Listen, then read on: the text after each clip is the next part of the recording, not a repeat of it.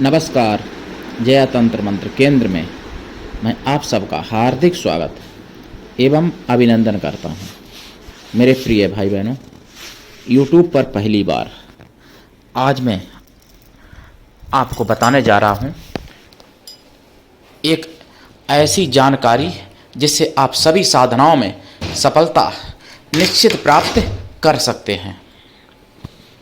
देखिए, वैसे मैंने जानकारी थोड़ी बहुत पहले दी भी है, लेकिन सभी साधनाओं में सफलता प्राप्ति करने के लिए और हमेशा पाप से बचे रहने के लिए, हमेशा पुण्य प्राप्ति हो, इसके लिए आपको हमारा वीडियो अंत तक देखना चाहिए।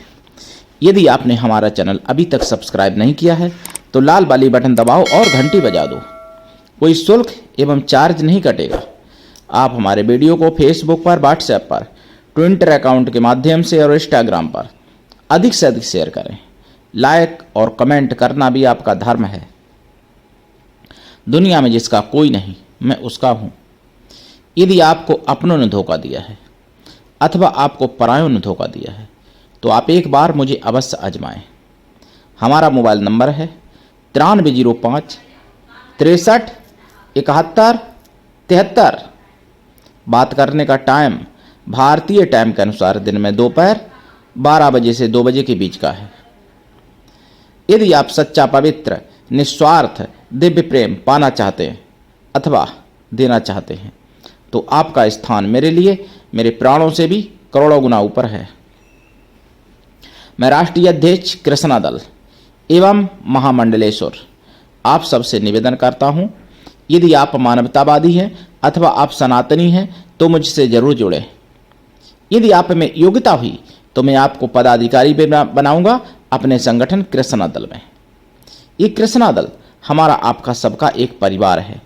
आप देश विदेश में, विश्व के किसी भी कोने में रहते हैं, किसी भी जाति धर्म से हैं, कोई दिक्कत नहीं। आप हमारे दिए हुए ज्ञान से भरपूर लाभ उठा सकते हैं। मैं अपने चैनल के माध्यम से हर प्रकार का ज्ञान, किसी भी प्रकार की जानकारी आप तक पहुंचाने के लिए तत्पर हूं। मेरे प्रिय भाई बहनों, मैं आपको बताऊंगा साधनाओं में कुछ आवश्यक नियम और तीर्थ यात्रा के भी नियम, तो जिसके लिए आपको हमारा वीडियो अंत तक देखना चाहिए। अधूरा ज्ञान जहर से भी ज़्यादा घातक होता है। उससे पहले मैं आपको बता दूं कि उत्तर प्रदेश में मथुरा में ये बात मुझे पता चली है सुदर्शन चैनल पर, और 24 सितंबर को पता चली थी। मथुरा में एक शेर खां नाम का व्यक्ति, यानी मुसलमान, नाम पर विचार करना, और हिंदू पुजारी को मारने की कोशिश की, पंडित जी को, और पंडित जी ने मंदिर में छुप के अपनी जान बचाई और गेट तोड़ने की कोशिश की और कह रहा था बाहर निकल, ये मंदिर हमारा है। भाई, शेर खां कह रहा था मंदिर हमारा है। समझिए बात को। शेर खां मुसलमान का मंदिर होता है कि मस्जिद होती है, ये बताइए आप। सोचिए, मंदिर हमारा है, निकल बाहर, और मारने की कोशिश की, गेट तोड़ने की कोशिश की। ये मुझे पता चली सुदर्शन चैनल पर 24 सितंबर को, और 25 सितंबर को भी सुदर्शन में मुझे पता चला।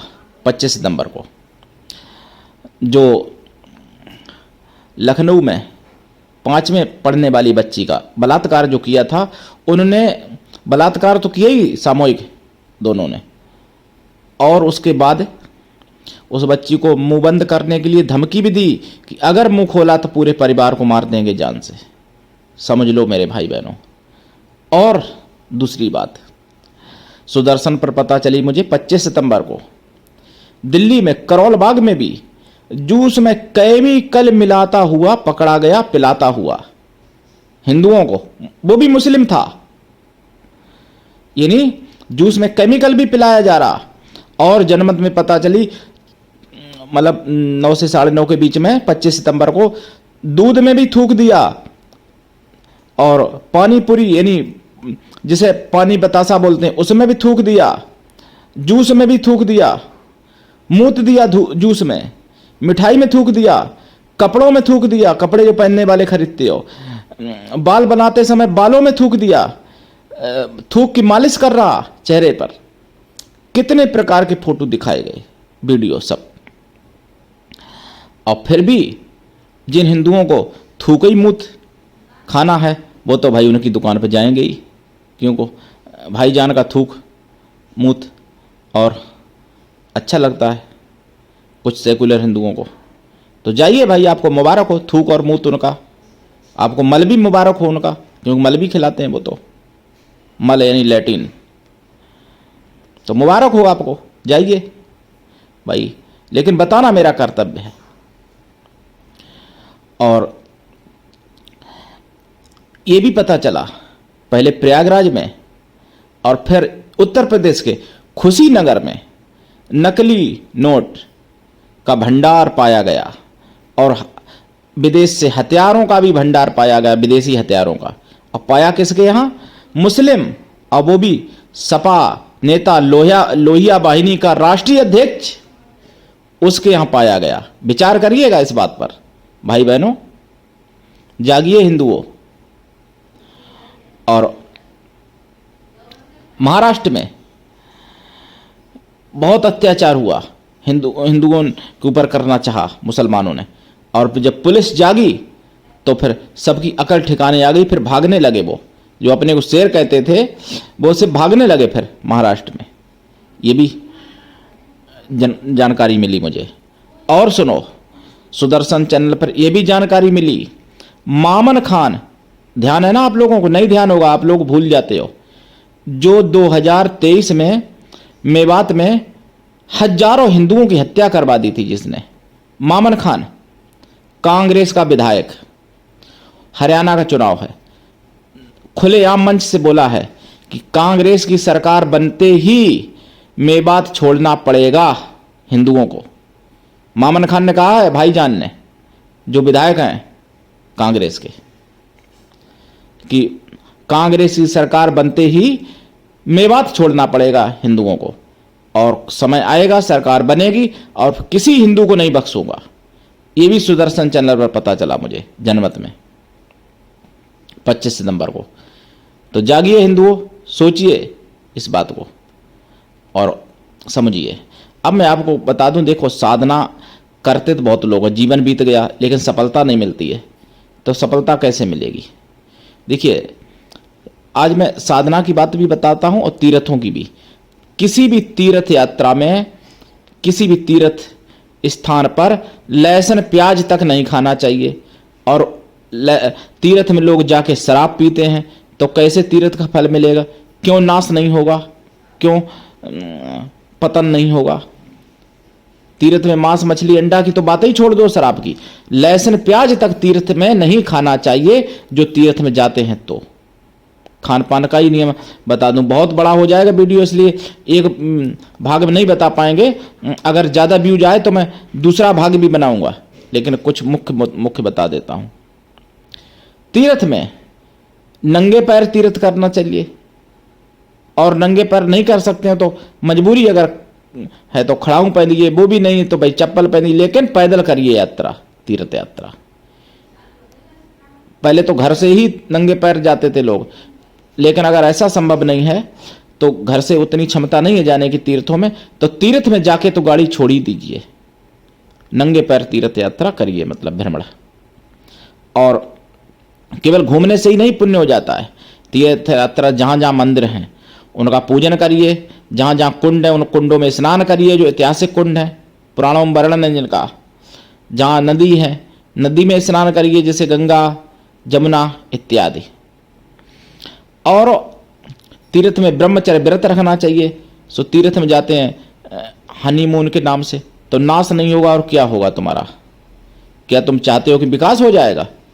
नहीं हो सकता, चैलेंज है हमारा।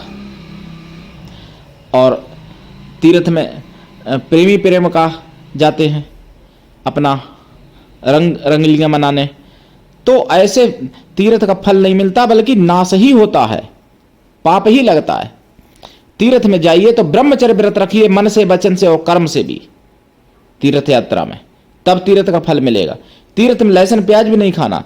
तीर्थ में हो सके तो भूमि शयन करो, अगर वो भी नहीं है तो दरी पे शयन करो, वो भी संभव नहीं है तो गद्दे पे शयन कर लो, वो भी अब भाई क्या बताऊं, बेड पे शयन करो, आपकी मर्जी। लेकिन तीर्थ में परिश्रम करिए और जप करिए। तीर्थ में घूमने मात्र से नहीं, तीर्थ में जहाँ कुंड है ऐतिहासिक वहाँ नहाइए, जहाँ ऐतिहासिक प्रतिमाएं हैं भगवान की। मुगलिया शासन बहुत कुछ नष्ट हो चुका, 1% भी नहीं बचा, तो वहाँ पूजन करिए और जप करिए, हवन यज्ञ करिए, और जो सुपात्र हों, पात्र हों सुपात्र, ऐसे लोगों को दान करिए, तब तीर्थ की यात्रा का फल मिलता है। और जिस तीर्थ में जाएं उसी तीर्थ की बड़ाई करें, दूसरे तीर्थ की वहां पर बड़ाई ना करें। जिस नदी में स्नान कर रहे हैं उसी नदी की बड़ाई करें, दूसरी नदी की बड़ाई ना करें। उस नदी में स्नान करते समय या उस नदी के किनारे दूसरी नदी की बड़ाई ना करें, उसी नदी की बड़ाई करें जिस नदी के पास आप हों, जिस नदी में स्नान कर रहे हों। ऐसा भी वर्णन है शास्त्रों में। जिस तीर्थ में आप हैं उसी तीर्थ की बड़ाई करें और तीर्थों की चर्चा ना करें। यह भी वर्णन है, पुराणों में वर्णन है, शास्त्रों में वर्णन है। और साधना अगर करते हैं आप, देखिए बहुत लंबा हो जाएगा इसलिए मैं ज्यादा बात नहीं करूंगा इस वीडियो में। आपको बताऊं, साधना अगर करें तो ये सेम नियम साधनाओं में भी हैं। अगर आप जैसे अब घर में साधना कर रहे हो तो नदी पर तो नहीं नहाओगे, अगर गंगा किनारे हो तो नहा लो गंगा जी, जमुना जी, या गोमती, कावेरी, गोदावरी, कोई नदी, मंदाकिनी। लेकिन अगर गंगा या नदी कोई नहीं है तो घर पर नहाइए, कोई बात नहीं। और साधना काल में बहुत सारे नियम रहेंगे, लहसुन प्याज नहीं खाना, सात्विकी साधनाओं में ब्रह्मचर्य व्रत रखना, शुद्ध शाकाहारी तो रहना ही होता है साधना काल में, और मन से, वचन से और तन से भी ब्रह्मचारी रहना पड़ता है, मन से भी रहना पड़ता है। ऐसा नहीं कि तन से तो ब्रह्मचारी और मन जा रहा है वही, तो साधना में त्रुटि आ जाती है, फल नहीं मिल पाता है। फिर कहते हैं कि मैंने साधना 30 साल की, मैंने 25 साल की, मैंने 20 साल की, मैंने 15 साल की। अरे 100 करोड़ जन्म कर लो तब भी तो सफलता नहीं मिलती।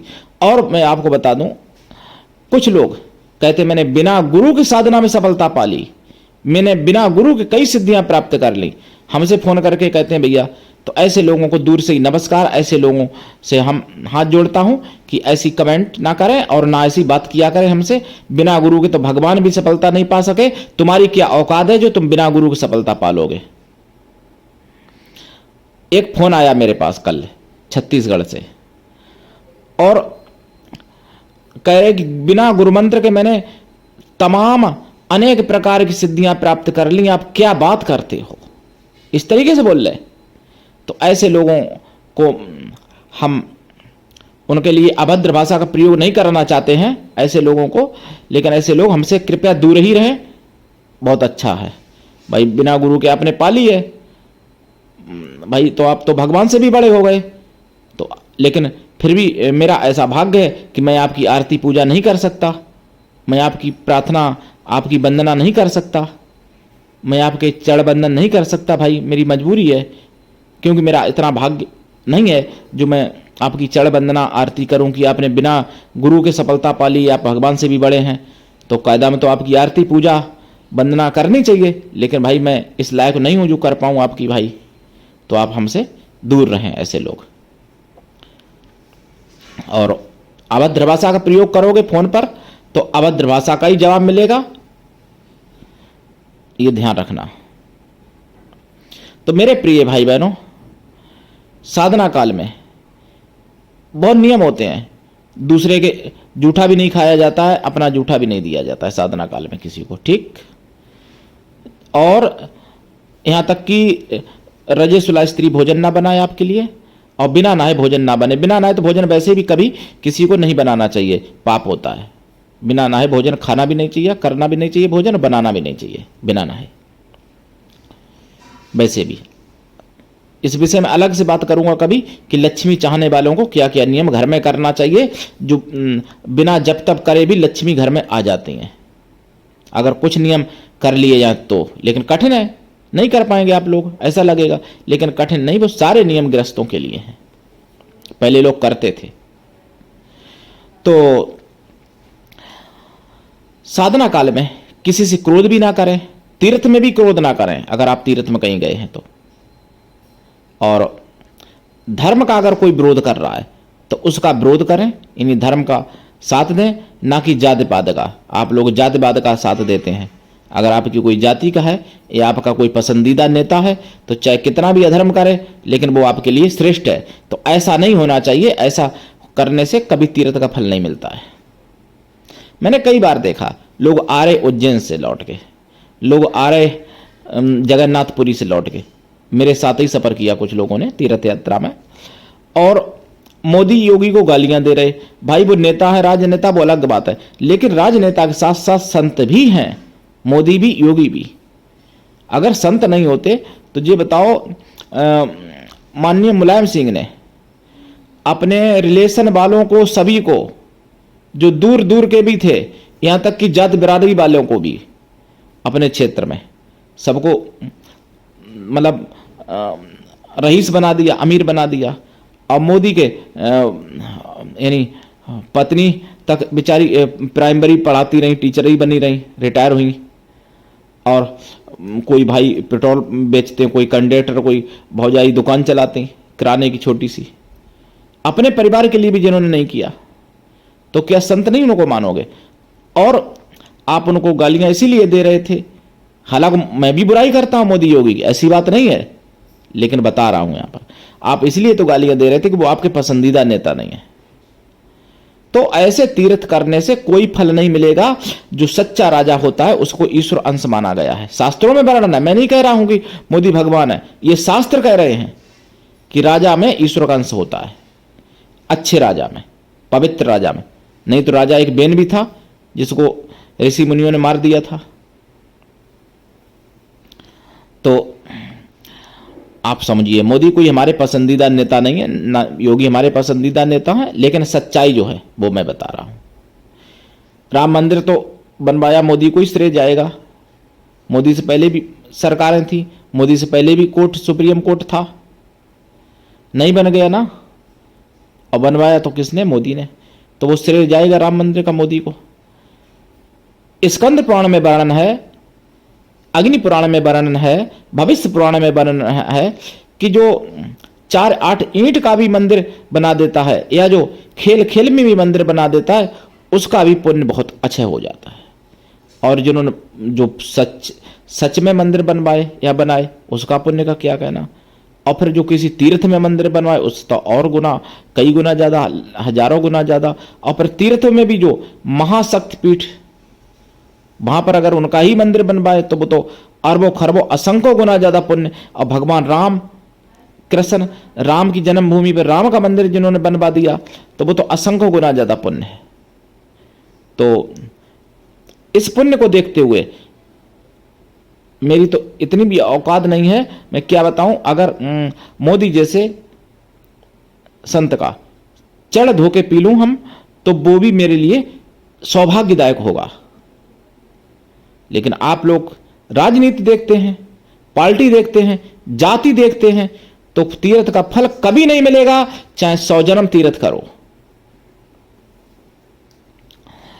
तो और अब मुलायम को वोट हिंदू देते थे, जो कि अयोध्या कांड में मुलायम ने कितने हिंदुओं को मरवा दिया था, निर्दोष पवित्र संत हिंदुओं को मरवा दिया, साधु संतों को मरवा दिया था, और उनको वोट देते थे आप लोग कि आपको पुण्य मिलेगा।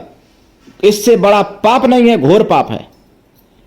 लेकिन आप लोग नहीं समझोगे, ये शास्त्रों में वर्णन है। महाभारत पूरा पढ़ लीजिए, समझ में आ जाएगा। मैं नहीं कह रहा हूं, मेरी मत मानिए, महाभारत पूरा पढ़ लीजिए, आपको समझ में आ जाएगा क्या है। तो मेरे प्रिय भाई बहनों, तीर्थ यात्रा के नियम और साधनाओं के नियम बहुत हैं। ये तो संक्षेप में मैं बता रहा हूं। अगर किसी भी नेता को, अच्छे को अगर आप वोट दोगे, पुण्य मिलेगा। किसी पापी नेता को वोट दोगे, पाप मिलेगा, पाप होगा। तो ये सब बात भी सोचनी पड़ेगी आपको। और कुछ लोग सनातन को मिटाने की बात करते हैं, सोचते भी हैं। तो फिर ऐसे को वोट दोगे तो क्या आप पाप भागी नहीं, आप उनसे बड़े पाप भागी आप हो। एक यूपी में फिरोजाबाद में एक राठौर साहब थे, तो वो ओबीसी की पार्टी से खड़े हुए थे लोग उसमें 19 में, यानी 19 में।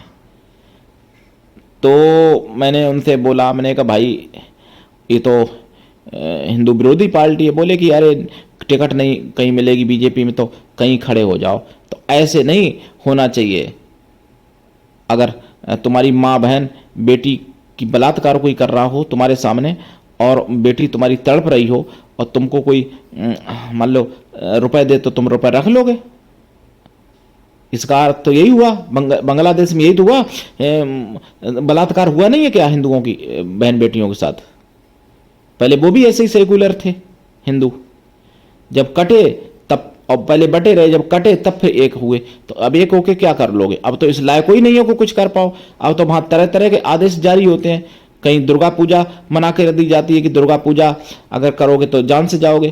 कहीं ये आदेश होता है कि नमाज से पहले 5 मिनट पहले सब अपना बंद करना पड़ेगा। कुछ भी कर रहे हो, पूजा पाठ कुछ भी कर रहे हो, अगर रुद्राभिषेक कर रहे हो अधूरा छोड़ना पड़ेगा। तो अब तो कुछ करने लायक ही नहीं हो, अब क्या करोगे वहां पर? इसी तरीके से भारत में भी हो जाओगे 10 साल में अगर नहीं जागे तो जागिए हिंदू भाई बहनों। और तीर्थ तभी बचेंगे जब भारत बचेगा, और भारत तभी बचेगा जब हिंदू बचेगा, और हिंदू तभी बचेगा जब हिंदू एकजुट होगा। और हिंदू एकजुट तभी होगा जब शास्त्रों को पढ़े, स्वाध्याय करो, अध्ययन करो, अब वो भी अच्छे शास्त्रों का, जैसे वेद पुराण, महाभारत, गीता, रामायण इत्यादि। ना कि आजकल जो नई नई संस्थाओं के शास्त्र हैं उनकी बात नहीं मैं कर रहा हूं। जो आजकल बहुत संस्थाएं भी हैं जिन्होंने तमाम प्रकार की किताबें लिख दी, नए नए मिशन, नए नए संगठन संतों के, तो उनकी बात मैं नहीं कर रहा हूं, शास्त्रों की।